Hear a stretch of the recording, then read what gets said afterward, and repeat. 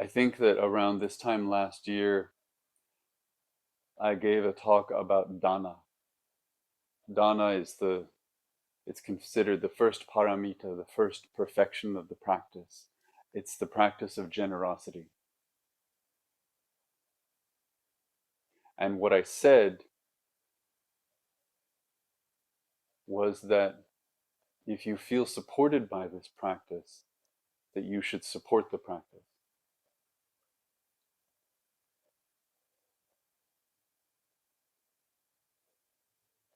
So I wanted to come back to that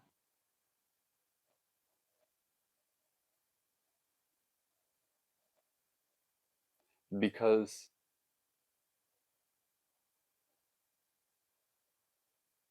I think if we take that in at a superficial level, we miss something that is absolutely central to the practice. And I'm going to ramble through this because I have so many thoughts about it.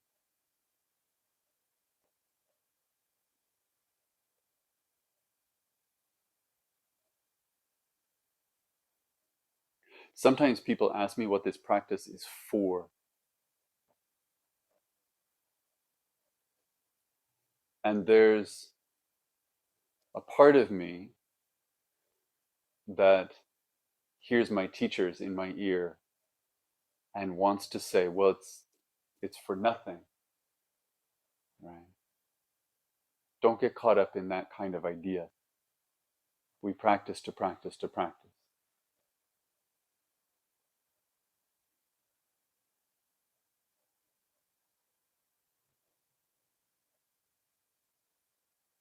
But a practice like this, I think, does bear some sort of fruit. And what I see in this practice is something like, and I know this is a clumsy term, I always circle back to calling it spiritual confidence. But we don't have to call it that. We can call it maturity or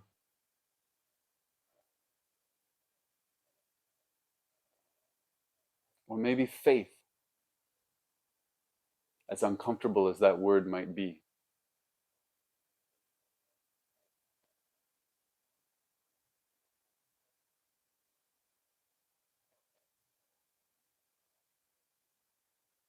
We sit in this way, we practice in this way.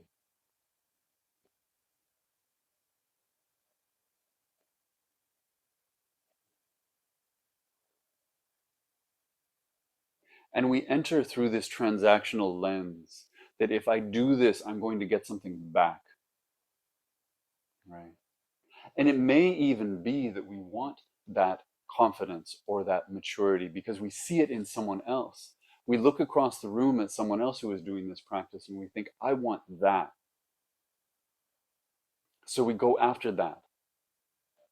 And we invest in the same way we would invest in anything. We know that the more we put into something, the more we're supposed to get out of it.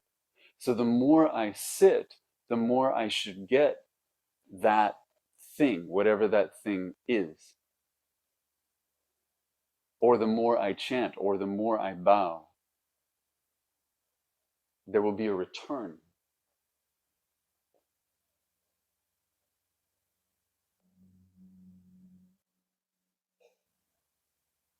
And as I've said many times, I don't know how to get to this practice without this part.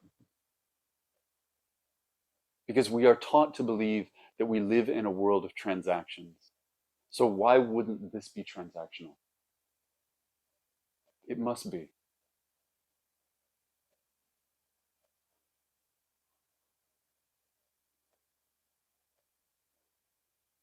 But there is, I think, something that can seep in over time. If we practice long enough, if we practice steadily enough, if we practice long enough to get a little bit doubtful of the transaction or bored with the transaction,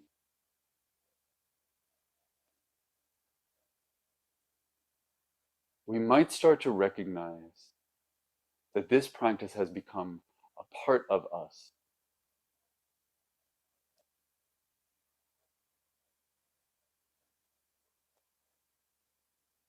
That in some way we're carrying it around. That it's guiding us in ways that we may not have predicted, or that we may not be sure we understand.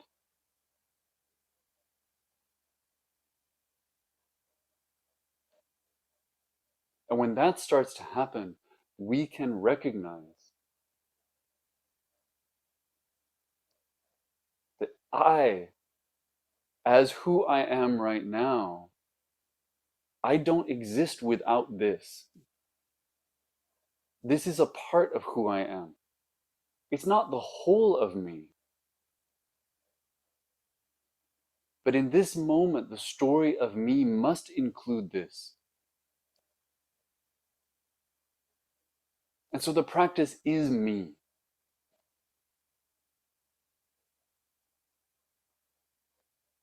I am what I eat. And what I'm eating is the practice. And so I'm becoming the practice. And because the practice isn't something over there, because the practice is only real when it's happening, it's not just that the practice is me. It's I'm the practice.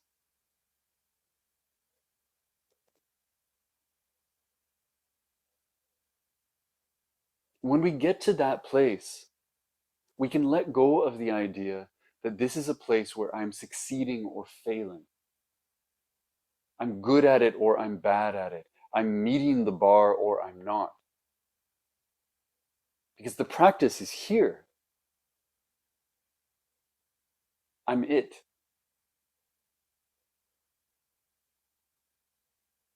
There's no way to separate it.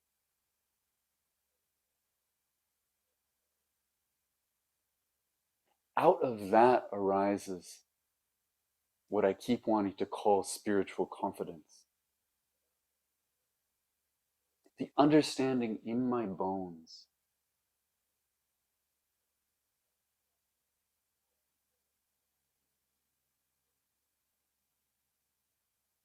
that this is authentic and that I am authentically part of it.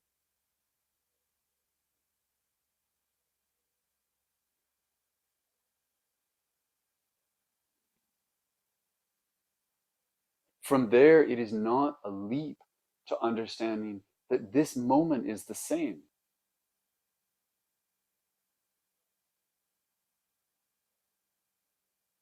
That this particular moment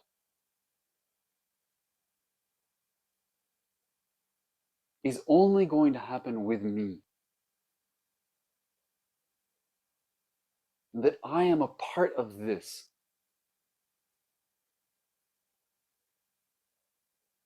And so we start to get to this kind of base level groundedness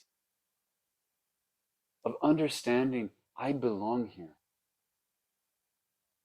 I belong here because there's no other version of this. There is no way to tell the story of this moment without me in it. And there is no way to tell the story of me without the story of this moment. And with it, the understanding that I am affecting the world.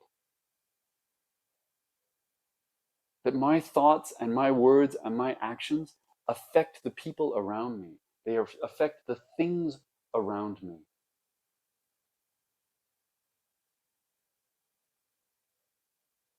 That the way I take off my shoes and I leave them there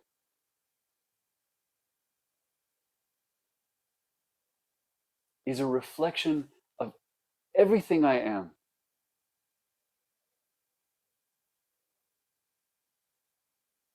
If I do it in some beautiful way, the world will not celebrate it. And if I do it in some clumsy way, The world will not come and fix it.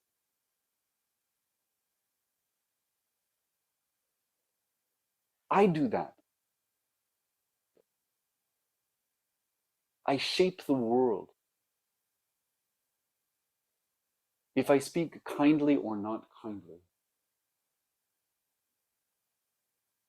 if I move quickly or slowly, I shape the experiences of the people and the things around me. And as I do so, I am shaped by them. I am inseparable from them.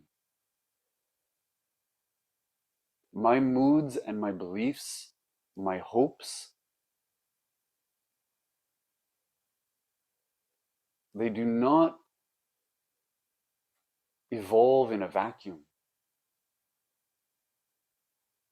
They are a response to all of this happening all the time. There's no part of it that I get to keep separate.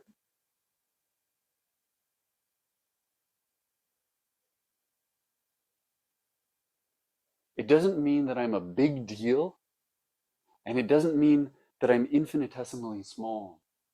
It means that there is no transaction going on here. In the same way that if I feed myself, I'm not involved in a transaction with my body, where I give my body something in exchange for it holding me up. Because I am my body. And in order to support myself, I don't need to strike a deal. I just need to get hungry. And then I need to take care of it.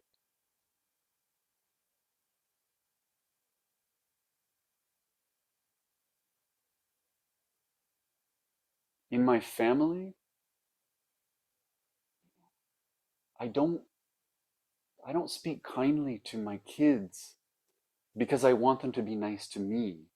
I don't speak kindly to my kids because I'm buttering them up so that they'll take care of me when I'm old.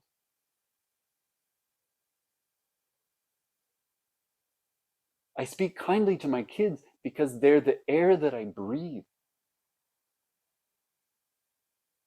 I understand that there is no gap.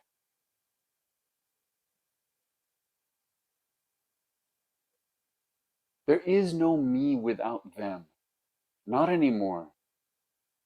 And there is no them without me. We're an organism.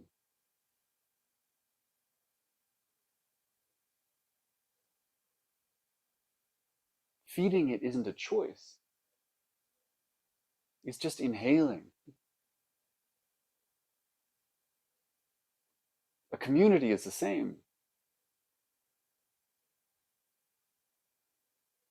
When you come to something like Thousand Harbours, you might think at first, I'm not a part of that, but I'm kind of watching that. I'm figuring it out. I'm figuring out my place. And then if you stick around, you might start to think, well, I am a member of that. I am a part of that. But a community is not an abstraction. Thousand Harbours Zen is not an idea. It's all of us. Without us, and some of the people who are not here today, it doesn't exist. A temple is not an abstraction. It's walls and a floor and a roof.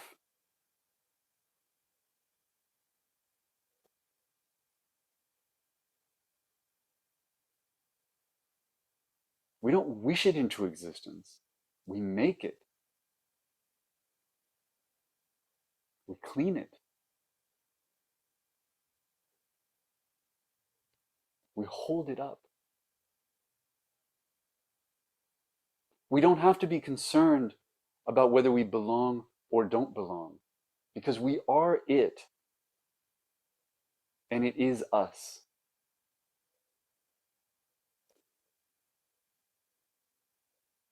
In October, I went to Peru, and there I saw an old friend of mine, Sempo, become the abbot of a temple, Gionji.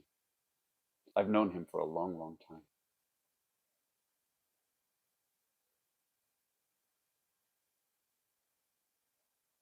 I was thinking of him today because I was cleaning the basement, and I have so many notebooks from when I was in Japan.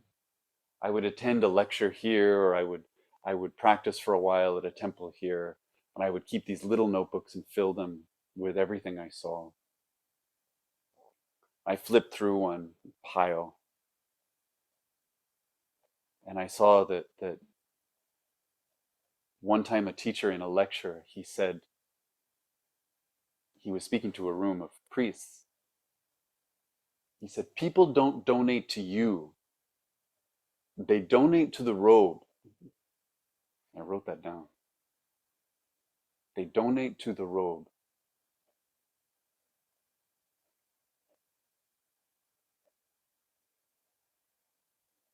So I think about my friend Sempo, who I knew before he even ordained.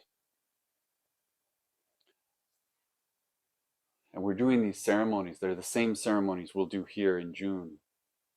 And at one point he shows up, and he shows up for the first time as the abbot. And he's wearing what they call the hie, which is this bright red robe.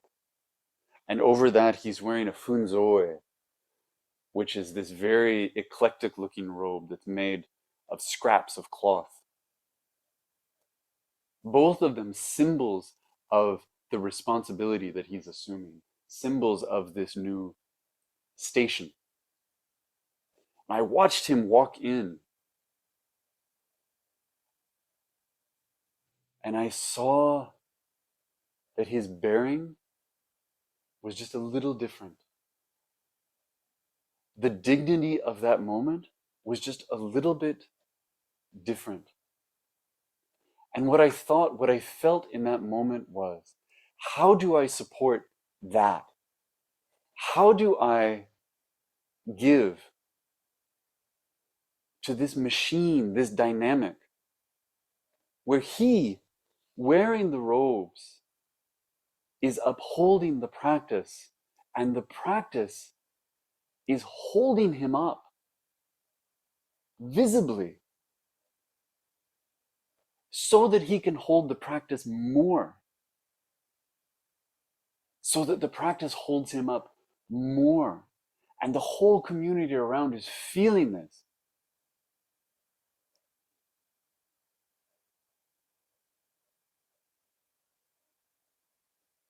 That there is no distinction between what is supporting and what is being supported.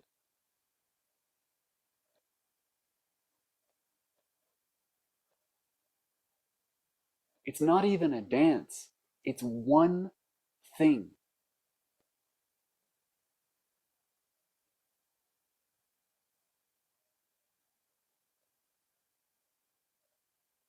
So as I enter this year, I'm thinking about this for myself, and I want to offer this to all of you to ask yourselves, what is supporting you? And in turn, what are you making real just by being part of it?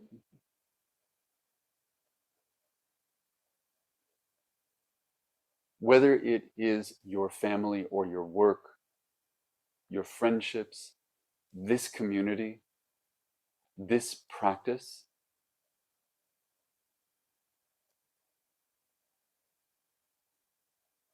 to pay attention to that, to feel the confidence of that.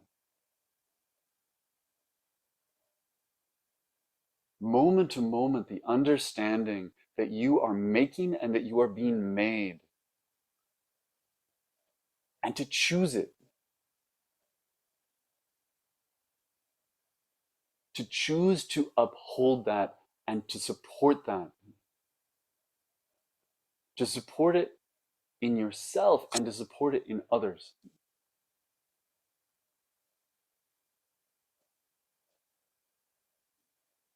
That opportunity is available in every single moment of our lives.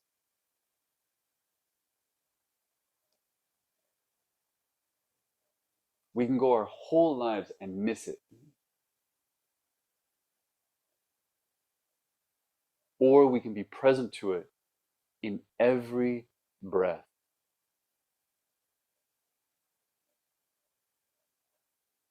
Understanding that there is no deal being made here. There's just this. It's whole.